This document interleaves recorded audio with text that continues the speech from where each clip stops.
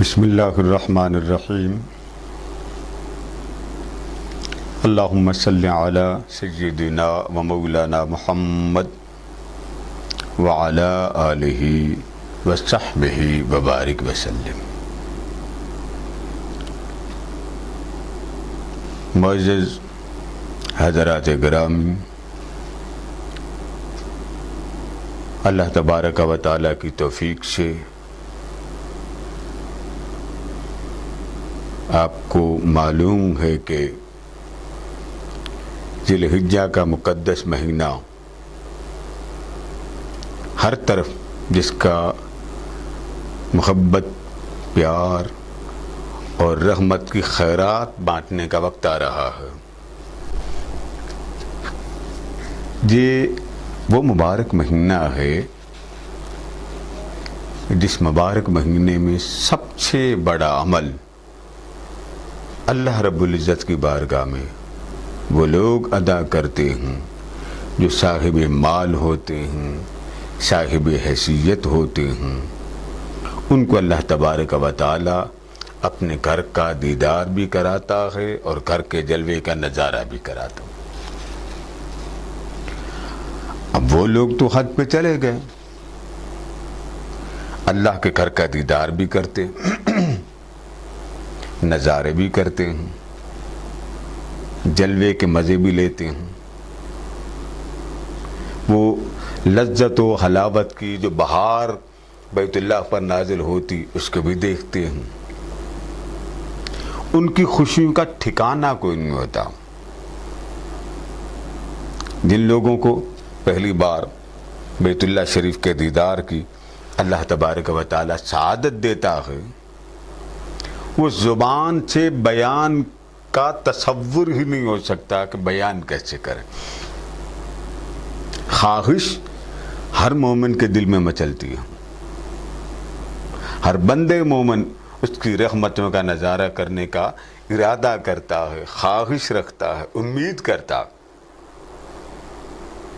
یہ مالک کی مرضی ہے، وہ جب چاہے گا بندے کو بلائے۔ اب سوال یہ ہے کہ جو لوگ اللہ کے گھر کا دیدار کی سعادت عظمیٰ لے لیتے ہیں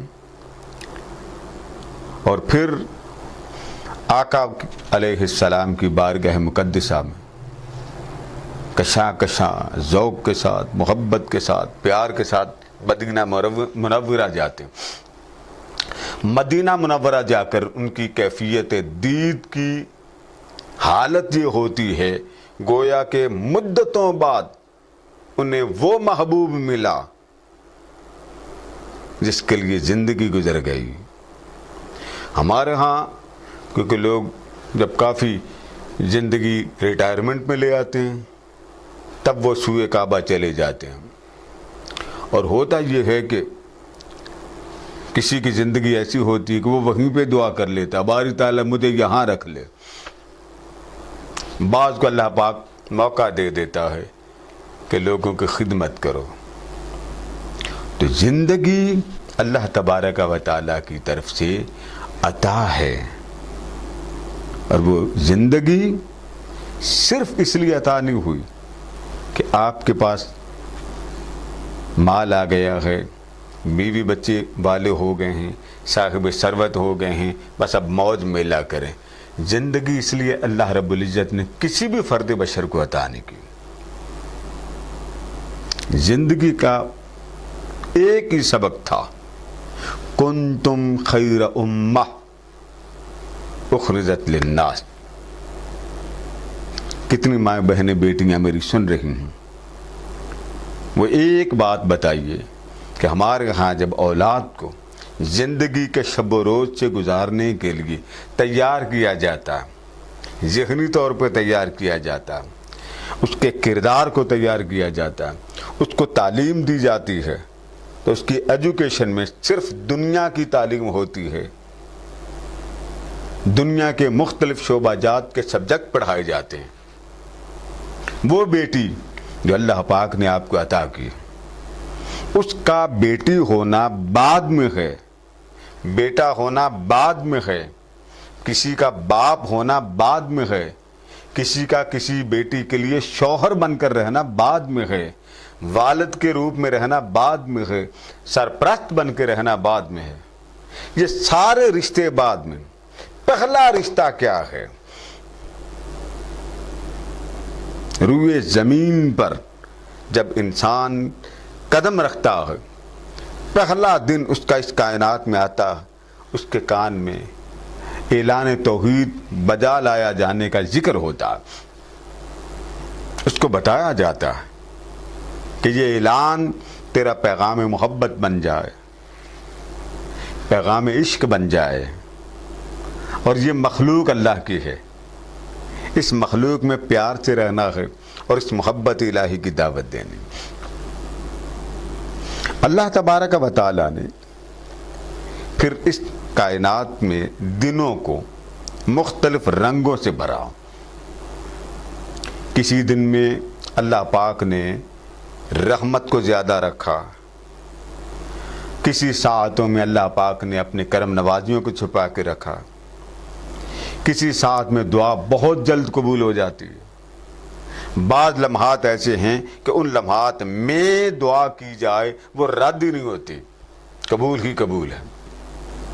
پھر بعض مجالس، یعنی لوگ بیٹھے ہوں، ہر جگہ نہیں، یہ بات نوٹ کیجئے، ہر جگہ نہیں، بعض ایسے مقامات ہیں جہاں لوگ بیٹھے ہوں، ان لوگوں میں کوئی بدبخت سے بدبخت بھی جا کر کیوں نہ بیٹھ جائے، اللہ تبارک و تعالی اس مجلس میں بیٹھنے والے، وہ جو باہر سے آیا ہے، گناہگار تھا، خطا کار تھا، سیاہکار تھا، اس بدبختی کو بھی اہل ذکر کے ساتھ کی مجلس میں بیٹھ جانے کی وجہ سے، یا اہل ذکر کی مجلس کو سن لیا جا رہا تھا، گلی سے گزر رہا تھا، مکان میں سے آواز آ رہی تھی، دکان سے آواز آ رہی تھی، گھر سے آواز آ رہی تھی، آواز سنی اس کے ذکر کی، محبت کی، نعت مصطفیٰ کی آواز سنی، گھر سے نکلا تھا سامان لینے کے لیے، وہیں بیٹھ گیا، اس کے من میں آیا کہ آج مدت ہوگی محبوب کا ذکر سنے، بیٹھ گیا۔ حدیث مبارکہ میں آتا ہے کہ جس محفل ذکر میں، مجلس ذکر میں کوئی شخص بدبخت سے بدبخت بھی کیوں نہ ہو بیٹھ جائے، اللہ پاک اپنوں کے صدقے اس بدبخت کی بدبختی کو مٹا دیتا۔ تو معلوم یہ ہوا کہ بعض دن بڑے برکت والے، بعض راتیں بڑی برکت والی، بعض ساعتیں بڑی برکت والی، بعض لمحات بڑے برکت والے۔ جمعے کا ایک لمحہ آتا ہے جب اللہ پاک دعا کو رد کرتا ہی نہیں، جمعے کا وقت۔ بعض ایام ایسے ہیں کہ ان ایام میں کوئی وفات پا جائے، لوگ دعا کرتے ہیں نا، یا اللہ حساب نہ ہو۔ آپ یہ سن کر حیران ہوں گے، بعض ایام ایسے بنا دیے، ان ایام میں کوئی شخص وفات پا جائے، اللہ تبارک و تعالی اس سے حساب ہی نہیں لیتا۔ اور بعض شخصیات کا عمل ایسا ہوتا ہے کہ ان کے عمل کی وجہ سے اللہ تبارک و تعالی ان کا حساب و کتاب معاف کر دیتا۔ بعض شخصیات ایسی ہوتی ہیں، بعض لمحات ایسے ہوتے ہیں۔ اب کیونکہ ذی الحجہ کے چاند کی بات ہو رہی ہے، تو یہ جو پہلے 10 دن ہیں، یعنی جس کو آپ چاند کی پہلی رات سے لے کے عید والے دن تک، جس کو عید الاضحیٰ کہتے ہیں، قربانی بڑی عید کا دن کہتی ہوں، اس دن تک یہ جو 10 دن ہیں، یاد رکھیے یہ روئے زمین کے ہر فرد بشر کے لیے سراپا رحمت ہوں۔ اور اس کا ذکر آقا علیہ السلام نے اپنی زبان مبارکہ سے فرمایا۔ قرآن مجید میں ارشاد ہوا، فرمایا کہ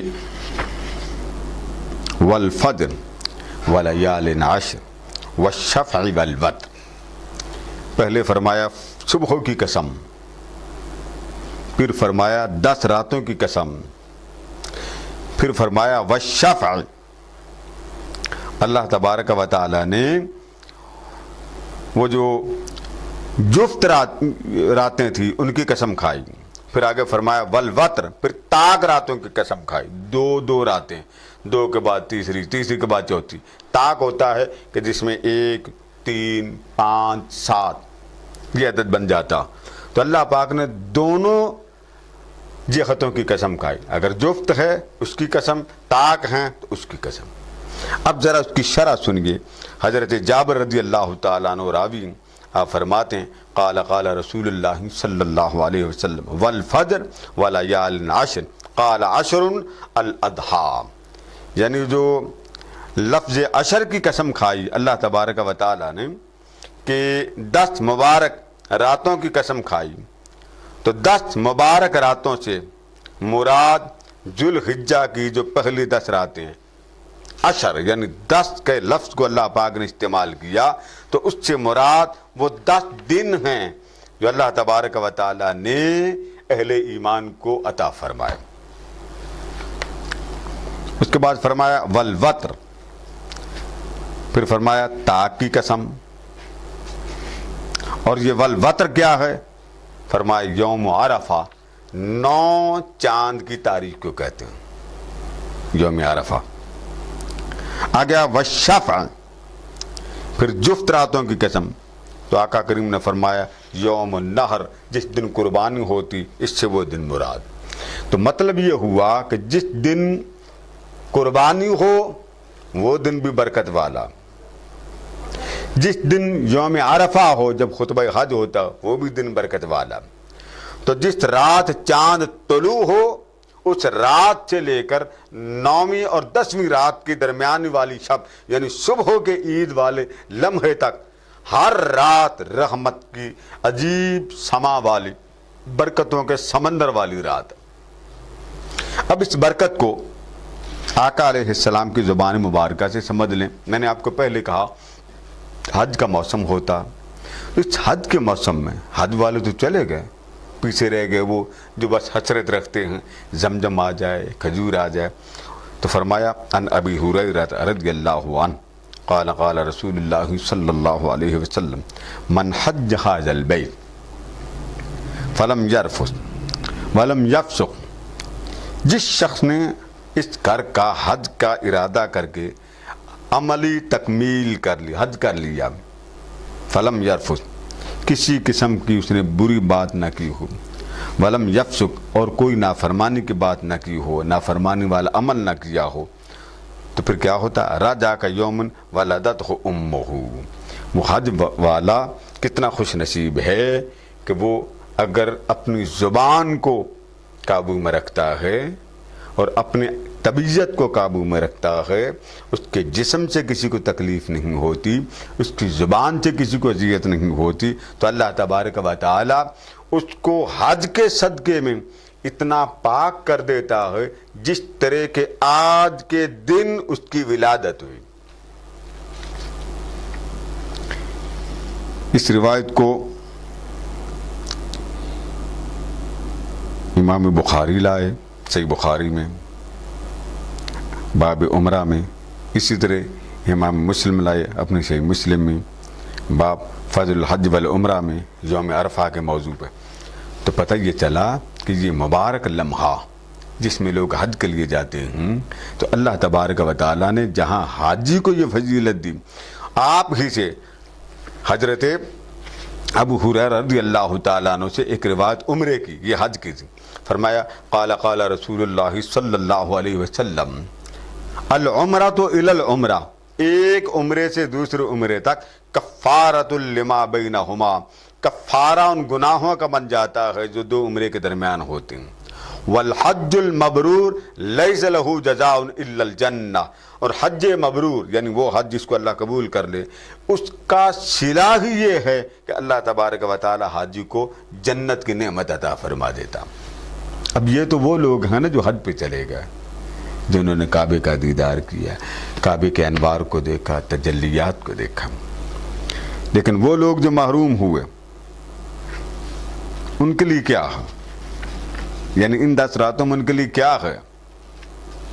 اس کے لیے حضرت ابن عمر رضی اللہ تعالیٰ عنہ بیان کرتے ہیں، اس کو امام احمد بن حنبل نے بیان کیا، اور ابھی عوانہ میں ہے کہ حضرت ابن عمر رضی اللہ تعالیٰ عنہ فرماتے ہیں، عبداللہ ابن عمر رضی اللہ تعالیٰ عنہ راوی ہیں، فرما قال من ایام اعظم عند اللہ ولا احب الیہ من العمل فیہن من هذه الایام العشر۔ حضرت عبداللہ ابن عمر رضی اللہ تعالیٰ عنہ فرماتے ہیں، فرمایا کہ یہ جو 10 دن ہیں ان کی عظمت کا، بلندی کا اور بارگاہ رب العزت میں محبوبیت کا یہ عالم ہے کہ ان 10 دنوں سے بڑھ کر اللہ تبارک و تعالیٰ کو کسی اور دن کا کوئی عمل محبوب نہیں۔ یکم سے لے کر چاند کی 10 تک اللہ تبارک و تعالیٰ ان 10 دنوں میں اہل ایمان کے کسی بھی عمل کو رد نہیں کرتا، قبول فرما لیتا۔ اور آگے کیا فرمایا؟ فرمایا تم ان 10 دنوں میں کیا کرو؟ فرمایا فَأَكْثِرُوا فِيهِنَّ مِنَ التَّهْلِيلِ وَالتَّكْبِيرِ وَالتَّحْمِيدِ۔ فرمایا یہ دن اللہ کے ہاں بڑی عظمت والے ہیں، بلندی والے ہیں، شان والے ہیں۔ ان 10 دنوں میں تم اللہ تبارک و تعالیٰ کی تسبیح و تحلیل کیا کرو، جس کا مطلب یہ ہے لا الہ الا اللہ، اللہ اکبر، الحمدللہ، اس کی کثرت کیا کرو۔ اب اس حدیث میں فرمایا اعظم عند اللہ، اللہ کی بارگاہ میں عظیم ترین دن اور محبوب ترین عمل، کوئی شخص ان دنوں میں کوئی عمل کرے اللہ پاک اس کو قبول فرما لیتا۔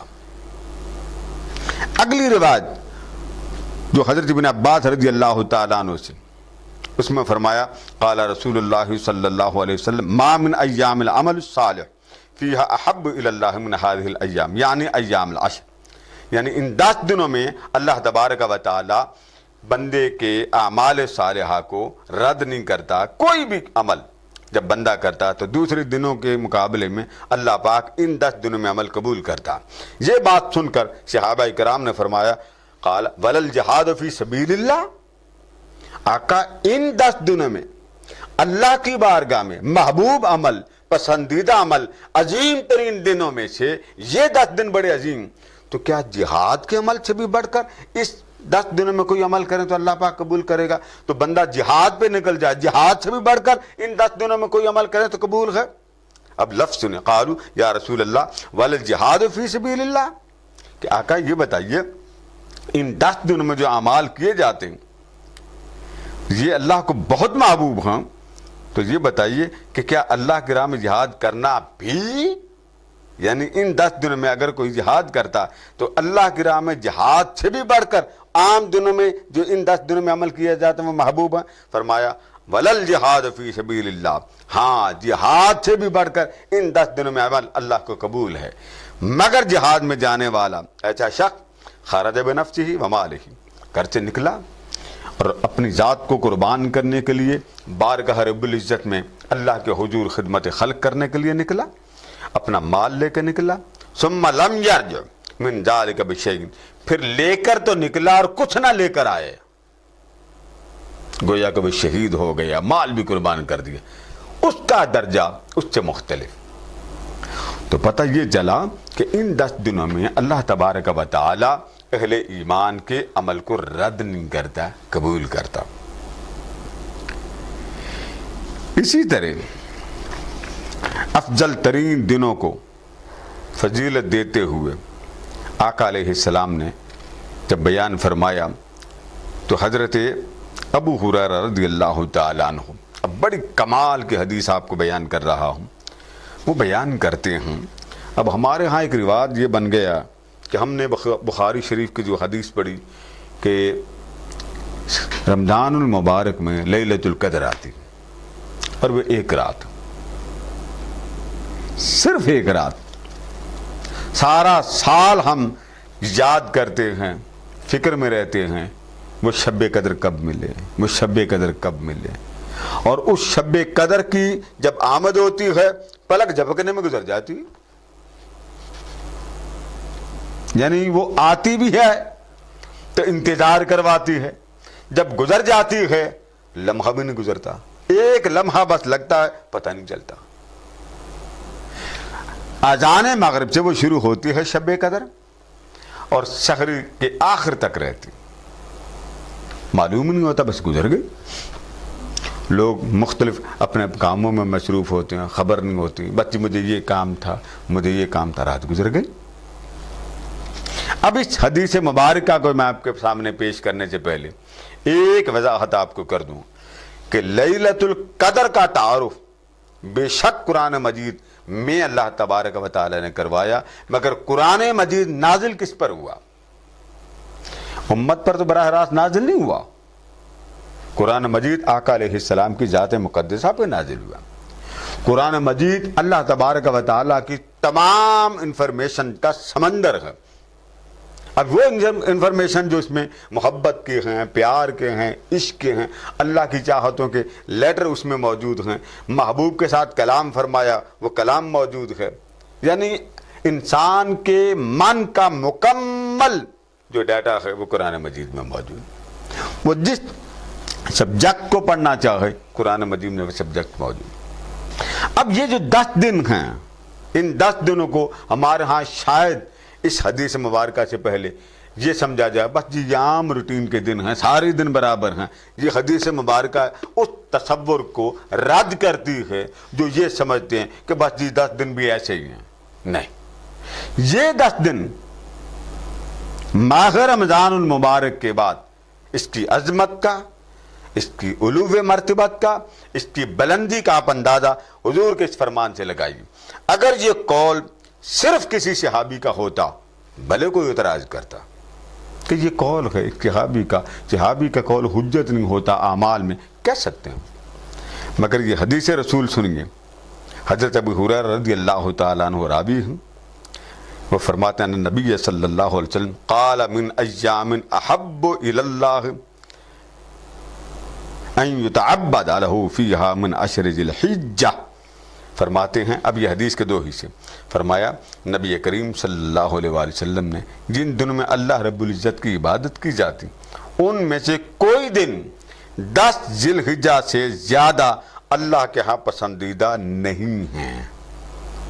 رمضان الگ ہے، کوئی عمل اللہ کے ہاں افضل ترین دنوں میں یہ 10 دن میں کوئی عمل کرے اس سے بڑھ کر کسی اور دن میں عمل اللہ کو محبوب ہی نہیں۔ اب یہ بات تو آقا علیہ السلام بیان کرنا کس دن میں کون سا عمل محبوب ہے، کس دن میں کون سا عمل محبوب نہیں۔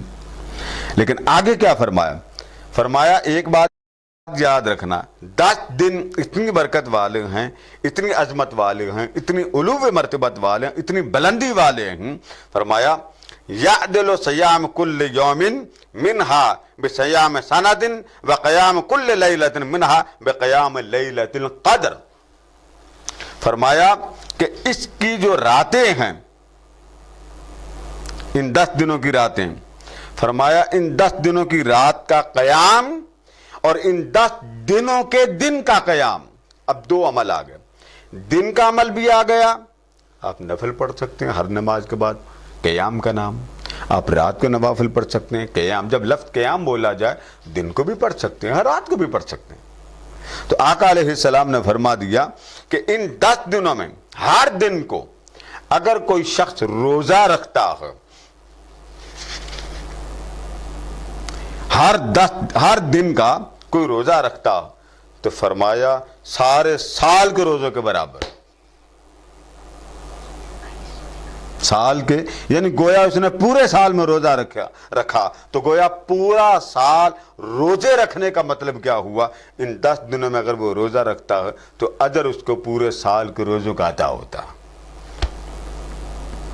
اب رات کا قیام آپ نفل پڑھتے ہیں، تلاوت کرتے ہیں، کوئی عبادت کرتے ہیں، بھلے تھوڑی ہی کیوں نہ کرتے ہیں، فرمایا اگر ان راتوں میں عبادت کرو تو ان راتوں کا عبادت کرنا اللہ تبارک و تعالیٰ کی بارگاہ میں اس طرح ہے جیسے آپ لیلۃ القدر کی رات میں عبادت کر رہے ہیں۔ یعنی لیلۃ القدر آپ آقا علیہ السلام نے اس کو سامنے لا کے واضح کر دیا، فرمایا عظمت میں نہ 10 راتوں میں عظمت کی کمی ہے، نہ 10 دنوں کے عمل میں اجر کی کمی ہے۔ اگر روزہ رکھیں تو سارے سال کے روزوں کا ثواب، اگر قیام کریں تو لیلۃ القدر کی ہر رات کا ثواب۔ تو ان راتوں کو میں نے صرف یہ 2 روایات آپ کے سامنے کوٹ کی ہوں، اور پھر آقا علیہ السلام نے حضرت ابی سعید خدری رضی اللہ تعالیٰ عنہ روایت لائیں. آقا علیہ السلام نے فرمایا قال رسول اللہ صلی اللہ علیہ وسلم سید الشہور شہر رمضان، مہینوں کا سردار تو ہے رمضان، وَأَعْظَمُهَا حُرْمَةُ ذُو الْحِجَّةِ، رمضان سب مہینوں کا سردار ہے اور مہینوں میں سب سے زیادہ حرمت والا مہینہ ذو الحجہ کا. تو آپ نے اندازہ کر لیا کہ یہ روایت میں نے آپ کو جو سنائی اس کو امام بہقی لائے، اس کو امام بزار لائے، اور جو لیلۃ القدر کی رات والا اس کو امام ترمذی لائے اور ابن ماجہ لائے. امام ہندی نے اس کو کنز العمال میں بیان کیا. اسی طرح ترمذی نے کتاب الصوم میں اس کو بیان کیا، ما جاء فی العمل فی الایام العشر، آخری 10 دن پہلے ذی الحجہ کے 10 دنوں کے عمل. ابن ماجہ نے کتاب الصیام میں اس کو بیان کیا.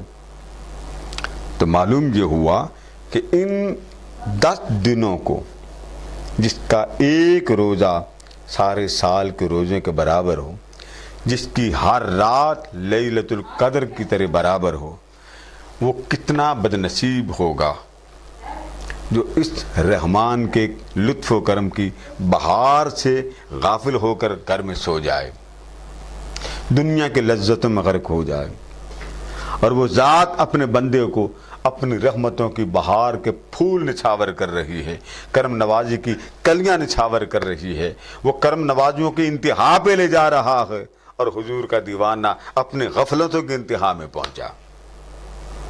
اس مقدس 10 راتوں کو اپنی زندگی کا حصہ بنائیے. شب و روز کھانے میں گزر جاتے ہیں، پینے میں گزر جاتے ہیں. کوشش کیجئے گا کہ ان 10 راتوں میں نماز تسبیح کا اہتمام کیجئے، نوافل کا اہتمام کیجئے، اسی طرح تلاوت کا اہتمام کیجئے. روزہ رکھ سکتے ہیں، بہت اچھی بات ہے. ابھی آگے 2-4 آپ کو اور بھی آئیں گے نا کہ اس کے 9 تاریخ کو جس دن خطبہ ہوتا ہے حج کا، اس کی عظمت بہت زیادہ، انشاءاللہ آپ کو آگے بیان کریں گے. اسی طرح چاند کی 8، 9 اور 10 کی رات.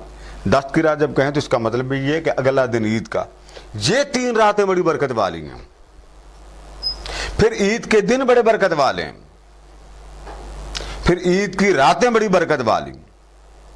آپ اندازہ کریں، چاند کی، ابھی تو چاند طلوع نہیں ہوا، چاند کی پہلی رات سے لے کر عید کے رات تک ہر رات رحمت کی بڑھتی جاتی ہے، بڑھتی جاتی ہے، بڑھتی جاتی. آپ اندازہ کیجئے کہ اللہ تبارک و تعالی نے آپ کو کتنی نعمتوں سے نوازا. تو ان راتوں کو اپنے احوال پر طاری کیجئے اور ان راتوں میں مانگ لیں اس کریم سے، اس کی محبت کو مانگیے، اس کے پیار کو مانگیے، اس کی عقیدت عشق کو مانگیے، اس کی رغبت مانگیے، اس کا جلوہ مانگیے، اس کی قربت کی حلاوتیں مانگیے، اس کے قربت کے انوار و تجلیات مانگیے. کتنی ماں بہنیں بیٹیاں ہیں جو پریشان رہتے ہیں، کتنے میرے بزرگ بھائی بیٹے ہیں پریشان رہتے ہیں، ان کے لیے مانگیے. یاد رکھیے دعا سب سے زیادہ وہ دعا قبول ہوتی ہے، سب سے زیادہ جو دعا آقا علیہ السلام کے امتی کے لیے مانگی جائے اور اس امتی کو پتہ ہی نہ ہو کہ میرے لیے کوئی دعا کر رہا. ہمارے ہاں ہر مہینے ایک محفل میلاد ہوتی ہے، اور ہر ماہ محفل میلاد اس لیے اس کا انعقاد کیا جاتا ہے کہ ماں بہنیں بیٹیاں آتی ہیں، مل بیٹھ کے ذکر الہی ہو جاتا ہے اور پھر آقا کی امت کے لیے دعا کرتے.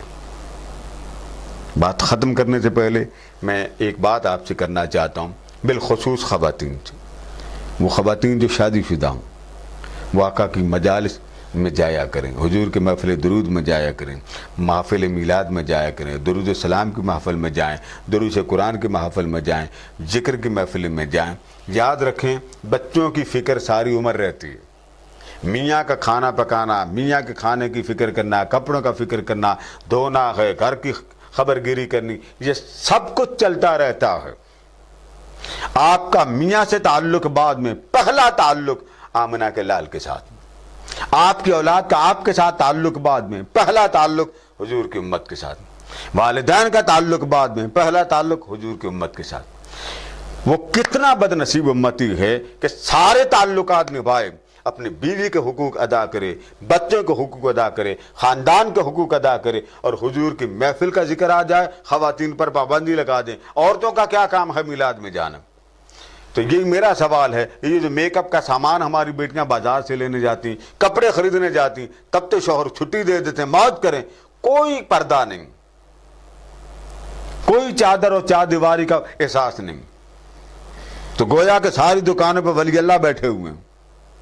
اور حضور کی مجلس میں اگر کہا جائے بھائی آپ اپنی وائف کو بھیج دیں، اپنی بیٹی کو بھیج دیں، بہن کو بھیج دیں، اہلیہ کو بھیج دیں، والدہ کو بھیج دیں، حضور کی محفل کا ذکر ہوتا تو پہلا سوال یہ مرد ہم سے یہ کرتے ہیں کہ پردے کا اہتمام ہے؟ شادیوں پہ بیٹیوں کو لے کے جاتے ہیں، کبھی پردہ نہیں پوچھتے، کالجز میں جاتی ہیں، کبھی پردے کا نہیں پوچھتے، پردہ صرف حضور کے مجلس میں خیال آتا۔ تقویٰ اپنی بیٹیوں کو سکھائیے، تقویٰ ٹی وی کے سامنے بیٹھ کر نہیں سیکھا جاتا۔ اگر آپ کی بیٹی کو پردے کا شوق ہے تو آنکھ کا پردہ گھر کے ٹی وی سے کروائیں۔ آنکھ کا پردہ وہ اپنے دل کے تقوی سے پیدا ہوتا۔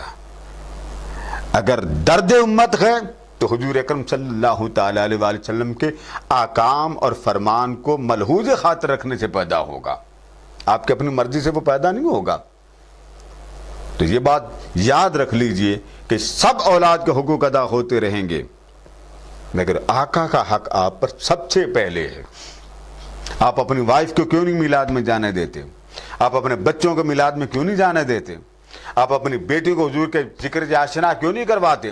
آپ صبح جاب پہ جاتے ہیں، نوکری پہ جاتے ہیں، کاروبار پہ جاتے ہیں، بزنس پہ چلے جاتے ہیں، آپ کے بعد گھر کے سارے کام کاج کر کے تھک جاتے ہیں، جو بھی کرتے ہیں، ہفتے میں ایک دن، اگر نہیں 2 ہفتے کے بعد ایک دن، نہیں تو مہینے میں ایک دن حضور کی محفل میں تو جانے دیں۔ اپنے گھر میں محفل کریں، اہل و عیال کو بلائیں، خاندان کو بلائیں، اپنے دوستوں کو بلائیں، بیٹیوں کا مجلس الگ کریں، مردوں کی مجلس الگ کریں، خود انتظام انصرام کریں، اپنی بیٹیوں کو اس بات کا احساس دیں۔ خبر نہیں بلاوا کب آ جائے، آپ روزانہ سنتے ہیں، اعلانات سنتے ہیں، فلاں کی وفات ہوگی، فلاں کا فلاں فوت ہو گیا، فلاں کا بیٹا فوت ہو گیا، فلاں کے فلاں فوت ہو گئے، بڑے بڑے لوگوں کے تذکرے سنتے ہیں، کسی کا 1 بیٹا تھا وہ نہ رہا، کسی کے 2 بیٹے تھے وہ نہ رہے۔ کون ہے جو سدا سلامت ہمیشہ کے لیے اس دنیا میں رہنے آیا؟ سب کچھ آپ کی جد و جہد ہے فکر آخرت کو روشن کرنے کی۔ آپ کو آپ کی تعلیم قبر سے نہیں بچاتی، آپ کا کردار نہیں بچائے گا، آپ کی نماز روزہ زکوٰۃ سے امت نہیں بچے گی، وہ آپ بچیں گے، اپنے لیے آپ کر رہے ہیں۔ بعض لوگوں کہتے ہیں نا کہ حضور اکرم صلی اللہ علیہ وآلہ وسلم کا آپ کیا کام کر رہے ہیں؟ تو کہتے ہیں جی ہم نماز پڑھتے ہیں، ہم روزے رکھتے ہیں، صدقہ و خیرات کرتے ہیں۔ یہ دین کا کام نہیں، یہ آپ کا اپنا کام ہے۔ آپ نماز پڑھتے تو آپ اپنے لیے پڑھتے ہیں، آپ حج کرتے تو آپ اپنے لیے کرتے ہیں، آپ عمرے کرتے تو آپ اپنے لیے کرتے ہیں، اس سے دوسرے کو کیا فائدہ؟ فرمایا آقا علیہ السلام نے کہ اگر یہ دیکھنا ہو نا کہ تم میں بہترین کون ہے، ہمارے ہاں بہترین وہ ہے کہ جو بڑے خوبصورت کپڑے پہنے، بہت اچھا بزنس مین ہو، میٹھا بولتا ہو، بھلے وہ گھر میں کنجوس ہو، یہ ہمارے معیار ہیں۔ اور آقا علیہ السلام نے جو معیار عطا کیا جس کو دنیا مانتی، وہ کیا؟ خیر الناس، فرمایا بہترین لوگوں میں وہ ہے من ینفع الناس، جو لوگوں کے لیے فائدہ مند بنے، نفع بخش بنے، لوگوں کو فائدہ دے۔ ہمارے ہاں کسی کا فائدہ نظر آ رہا تو ہم بیڑا غرق کرنے میں سب سے آگے ہوتے ہیں، تباہ کرنے میں سب سے آگے، برباد کرنے میں سب سے آگے ہوتے ہیں۔ لہٰذا ان 10 دنوں میں اپنی کمزوریوں کی تلافی کیجیے، اللہ پاک سے آقا علیہ السلام کے دین کی نوکری مانگیے۔ خوش نصیب ہوتے ہیں وہ لوگ جو حضور علیہ السلام کے دین کی نوکری کرتے ہیں، خدمت انسانیت کرتے ہیں، ویلفیئر فاؤنڈیشن کے کام کرتے ہیں، علم کی اشاعت کرتے ہیں، وہ لوگوں سے مانگتے بھی نہیں۔ ہم تو منتیں ترلے کر کے بیٹیوں کے گھروں سے نکالتے ہیں، آؤ بیٹا حضور کی محفل میں بیٹھیں، جس کے سنتے ہیں جی یونیورسٹی بیٹی جا رہی ہے، کالج جا رہی ہے، یہ لیکچر لے رہی ہے، یہ فلاں جگہ جا رہی، اور 1 مہینے کے بعد 720 گھنٹے ہوتے ہیں، 1 مہینے کے بعد آپ اندازہ نہیں کر سکتے 1 گھنٹہ خواتین کا حضور کے میلاد کو دینا ہمیں کتنا عجیب لگتا ہے. نہیں آتی. لنگر تیار ہوتا نہیں آتی. وہی لنگر اگر شادی کے محفل میں یا شادی کے پروگرام میں تیار ہو, میرا خیال ہے آپ ایک خاتون کو بلائیے پورا ٹبر لے کے پہنچ جائیں گے. ایک بچے کے گھر دعوت نامہ پہنچ جائے تو بچے سارے پہلے ریڈی ہوتے ہیں, انکل کی شادی ہو رہی ہے میں نے بھی جانا. چھوٹے چھوٹا 2 سال کا ٹماٹر بھی تیار ہوتا ہے شادی پہ جانا. کسی کا برتھ ڈے ہو تو 1 بج جائے, رات کے 2 بج جائیں, کسی جوان بیٹی کا پردے کی فکر نہیں.